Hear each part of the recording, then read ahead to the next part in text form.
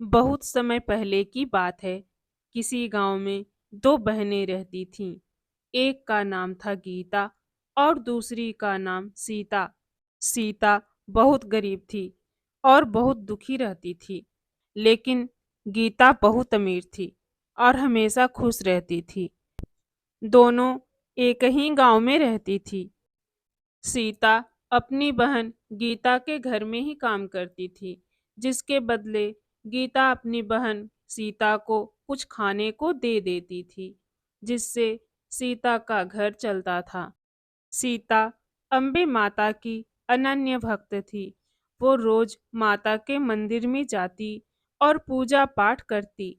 तब वो कोई और काम करती थी। समय बीतता गया। एक बार की बात है, नवरात्रि का दिन आया। सीता ने नवरात्रि का व्रत धारण किया हुआ था।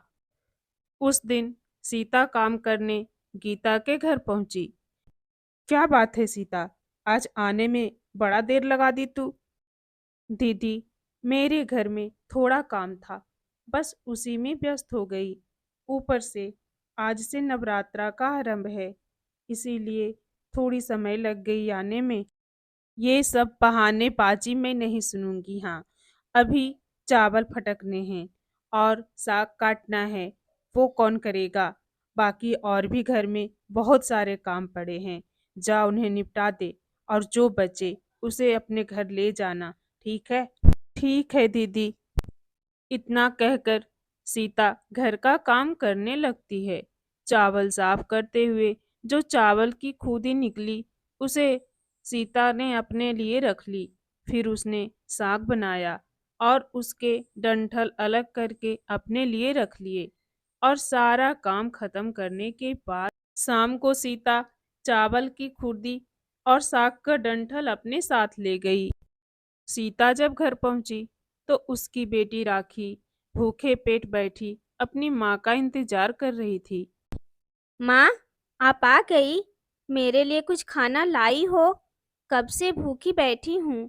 भूख से जान निकली जा रही है। लाई हूं ना बेटा, थोड़ी देर इंतजार कर, अभी खाना बनाकर देती हूँ। ऐसा कहकर सीता अपनी बेटी के लिए खूदी का चावल और डंठल के साग बनाकर अपनी बेटी को खिलाया और उसने खुद भी खाया। इसके बाद दोनों सोने चले गए। तभी आधी रात में एक बूढ़ी माई उसके घर आकर दरवाजा खटखटाती है। अरे बेटा, दरवाजा खोल, मैं हूँ। माँ जी, आपको क्या चाहिए? इतनी रात में आप यहाँ किस काम से आई हैं? बेटा, मुझे बहुत भूख लगी है, कुछ खाने को हो तो दो मुझ बुढ़िया को। खाना? क्यों नहीं, आओ आप अंदर आओ माँ जी।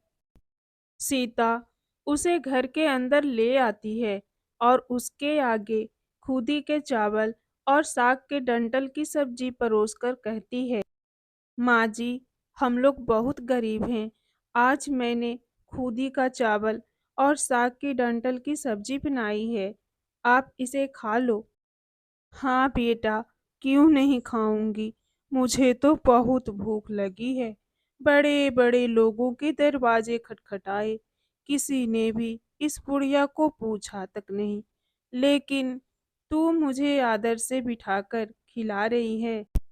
बूढ़ी माँ परोसे हुए खुदी के चावल और डंठल की सब्जी खा लेती है और खाने के बाद कहती है, बेटी, भोजन तो हो गया, लेकिन एक और समस्या है। मुझे अच्छे से कुछ दिखाई नहीं देता। इतनी रात के अंधेरे में मैं अपने घर कैसे जाऊंगी? कोई बात नहीं माँ जी, आप आज रात यहीं हमारे घर में ही सो जाओ। सुबह उठकर अपने घर चली जाना। सीता अपने बराबर में ही बूढ़ी माँ का बिस्तर लगा देती है। बूढ़ी माँ सीता के घर में सो जाती है। आधी रात को बूढ़ी माँ उठकर सीता से कहती है, बेटा, मुझे दीर्घ संख्या लगी है, कहाँ जाऊं? माई, मेरे घर में शौच के लिए कोई जगह नहीं है, इसलिए आप उधर कहीं कोने में कर लो। अब एक बात बता, मैं अपने हाथ कहाँ साफ करूं? ओहो माँ जी, आप ऐसा करो, मेरे सर में अपने हाथों को साफ कर लो। इतना कहकर सीता गहरी नींद में सो जाती है।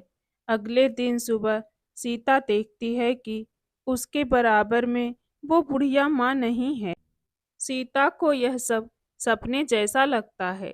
वो ज्यादा कुछ नहीं सोचती और नहाने के लिए चली जाती है। जब वह नहाते हुए अपने बाल धोती है तो देखती है कि उसके बालों से जो पानी बह रहा है वह सोने का है। अरे, ये क्या है? कहीं ये सब उस बूढ़ी माँ ने तो नहीं किया? यानी कल मैं कोई सपना नहीं देख रही थी। जरूर उस बूढ़ी माँ ने दीर्घ संख्या से मेरा घर भी गंदा कर दिया होगा। पहले चलकर साफ कर लेती हूँ, उसके बाद ही नहाऊंगी। सीता सब कुछ छोड़कर अपने घर की ओर भागती है, ये सोचकर कि उसका घर गंदा हुआ होगा।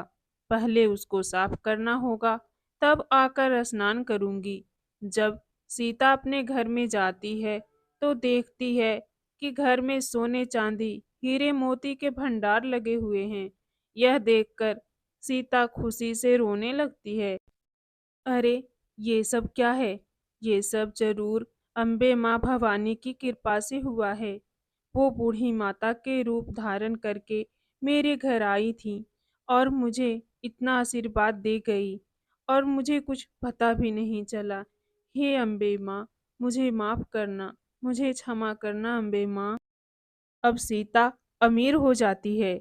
अब उसके पास किसी चीज की कोई कमी नहीं थी। अब वह गीता के घर जाकर काम करना बंद कर देती है।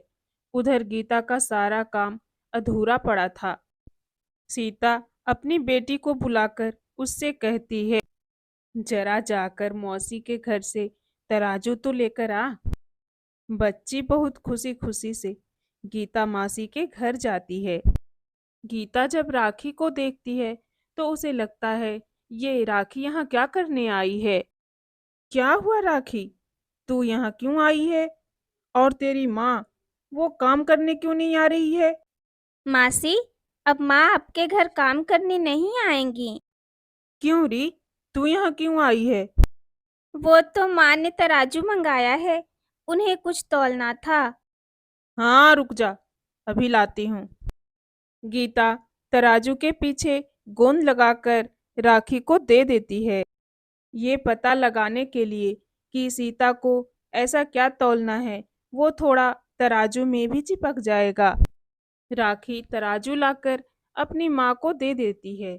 जब सीता तराजू पर सोना तौलती है तो कुछ सोने के टुकड़े तराजू के पीछे चिपक जाते हैं।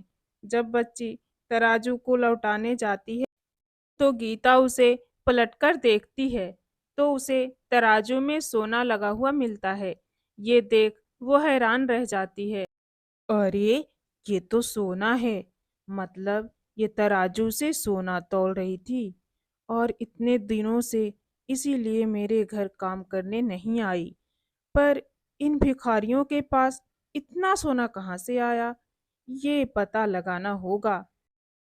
इसके तुरंत बाद ही गीता सीता के घर पहुंचती है तो देखती है कि सीता के घर पूरी तरह से बदल चुका था। बहन, ये सब कब और कैसे हुआ? तुम्हारे तो एकदम से दिन ही पलट गए। कैसे? बहन, ये सब तो माता भवानी के आशीर्वाद से हुआ है। पर बहन, इतना सारा धन तुम्हारे पास आया कहाँ से? गीता के पूछते ही सीता उसे रात की सारी कहानी बता देती है। ये सुनकर गीता भी अब से नवरात्रा करने का सोच लेती है। अगली बार जब नवरात्रा का दिन आया तब दोनों बहनों ने नवरात्रा का व्रत रखा। गीता इस लालच में थी कि उसे भी सीता के जैसे सोने चांदी मिल जाएंगे। गीता के पास हर तरह का धन और सुख था, फिर भी उसने नवरात्रा के आखिरी दिन चावल की खुदी और साग बनाया। पूजा पाठ करके खा पीकर सोने चली गई। रात में उसके घर में भी बूढ़ी माँ आई और दरवाजा खटखटाया। गीता उसका ही इंतजार कर रही थी। वो तुरंत दरवाजा खोलकर बूढ़ी माई को अपने घर के अंदर ले जाती है।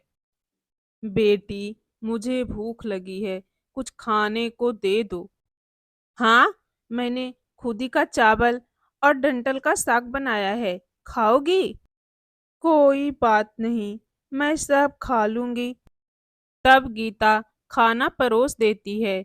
बूढ़ी माँ खाना खाती है और सोने के लिए चली जाती है।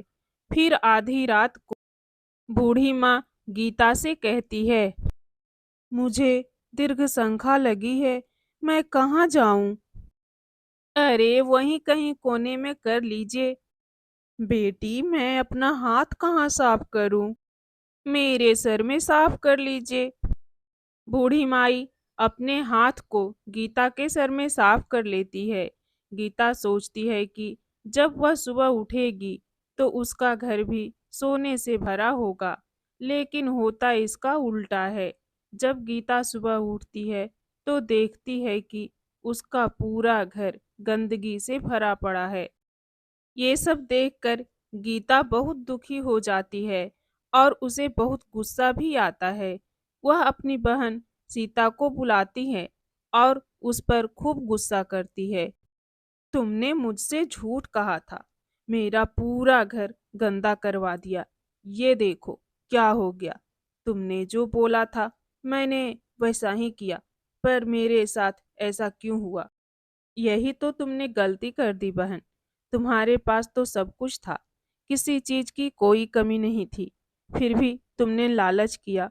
मेरे पास तो कुछ भी नहीं था, इसलिए मैंने उन्हें खुदी का चावल और डंठल का साग परोसा था। तुम्हारे पास सब कुछ था, फिर भी तुमने उन्हें अच्छा खाना नहीं परोसा। तुमने अपने घर आए भगवान का अपमान किया है। सब कुछ होते हुए भी भगवान का अपमान किया, उनका अनादर किया, इसलिए तुम्हारे साथ ऐसा हुआ है। सीता की बात सुनकर गीता को अपनी गलती पर पश्चाताप हुआ और वो माता रानी से माफी मांगने लगी। तो दोस्तों, कैसी लगी आपको ये कहानी? अगर कहानी अच्छी लगी हो तो वीडियो को लाइक कीजिए, शेयर कीजिए, और अभी तक आपने हमारे चैनल को सब्सक्राइब नहीं किया है तो सब्सक्राइब जरूर कर लीजिए और कमेंट बॉक्स में माता रानी की जय अवश्य लिखिए। धन्यवाद।